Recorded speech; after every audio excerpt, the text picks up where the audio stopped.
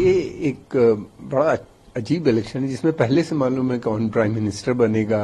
नवाज शरीफ जो है next puppet होंगे। पाकिस्तान में इलेक्शंस हो रहे हैं, ये वाक्य एक अपने आप में एक हास्यास्पद वाक्य है। ये एक बड़ा अजीब इलेक्शन है जिसमें पहले से मालूम है कौन प्राइम मिनिस्टर बनेगा और कौन सी पार्टी को कितनी सीटें मिलेंगी। दो मेन कैंडिडेट हैं वैसे देखा जाए तो, एक फॉर्मर प्राइम मिनिस्टर जो थे नवाज शरीफ, मियां नवाज शरीफ, और दूसरे बिलावल भुट्टो, ये भी रेस में है, लेकिन ये बहुत पीछे नजर आते हैं। अब कोशिश नवाज शरीफ की ये है कि उनको सिंगल लार्जेस्ट पार्टी इमर्ज हो। दूसरी तरफ एक चीज और भी है, अगर बहुत कोलिशन में हो सकता है कि नवाज शरीफ प्रधानमंत्री न बने बल्कि वो अपनी बेटी मरियम को भी प्रमोट कर सकते हैं।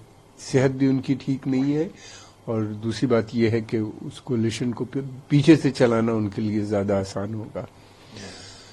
वैसे नवाज शरीफ के अब संबंध बहुत अच्छे हो गए हैं पाकिस्तान की सेना से, फैमिली दोबारा से रिहेबिलिटेट हो गए हैं, उनके सारे गुनाह माफ कर दिए गए हैं, वापस आ गए हैं।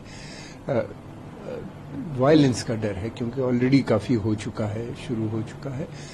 कल देखना यह है कि किस तरह खास तौर से खैबर पख्तूनख्वा और बलूचिस्तान, ये दो जगहों पे लगातार वायलेंस चल रहे हैं और आगे भी बढ़ने का।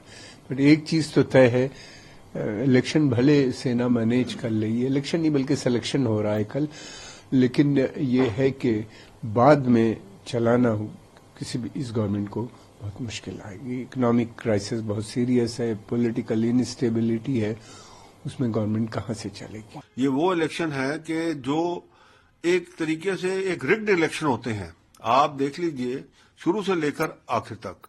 पिछली बार जब इमरान खान जीते तो उसको तो सीधा सीधा लोगों ने कहा जी ये तो आर्मी मैन है, इसको तो फौज ने जिताया, और अब उसी फौज ने उसको अंदर कर दिया हुआ है। और नवाज शरीफ आ गया है वहां से, इंग्लैंड से, जहां पे अपने आप एग्जाइल में बैठा हुआ था।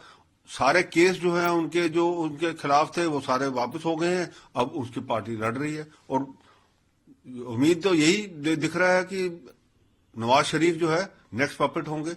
तो बेसिकली जो आर्मी है वो पीछे है सारे इस इलेक्शन के। जो पाकिस्तान का रहन सहन, सोच विचार, बिजनेस, सब के पीछे फौज है और फौज जिसको चाहेगी उसी को प्राइम मिनिस्टर बनाती है, उसी को गवर्नमेंट देती है और उसी को हटा देती है और उसी को अंदर कर देती है। पाकिस्तान में इलेक्शंस हो रहे हैं, ये वाक्य एक अपने आप में एक हास्यास्पद वाक्य है, क्योंकि डेमोक्रेटिक वे से इलेक्शंस हो रहे हैं। डेमोक्रेसी है पाकिस्तान में, ऐसा हमें बताया जाता है, लेकिन ये कौन सी डेमोक्रेसी है कि वहां पर आपकी कोई भी सरकार ये पूरे 5 साल का कार्यकाल नहीं पूरा कर पाती है।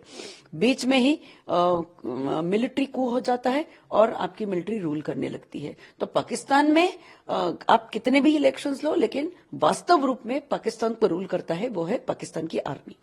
दूसरी चीज ऐसी कि पाकिस्तान के इलेक्शंस में, जनरल इलेक्शंस में आतंकवादी हिस्सा ले रहे हैं। आतंकवादियों ने, हाफिज सईद की पार्टी, उनके जो भी नेता है, उन नेताओं ने एक अलग पार्टी बनाई है, उस अलग पार्टी के नाम के अंडर वो टिकट लेकर वो इलेक्शन लड़ रहे हैं।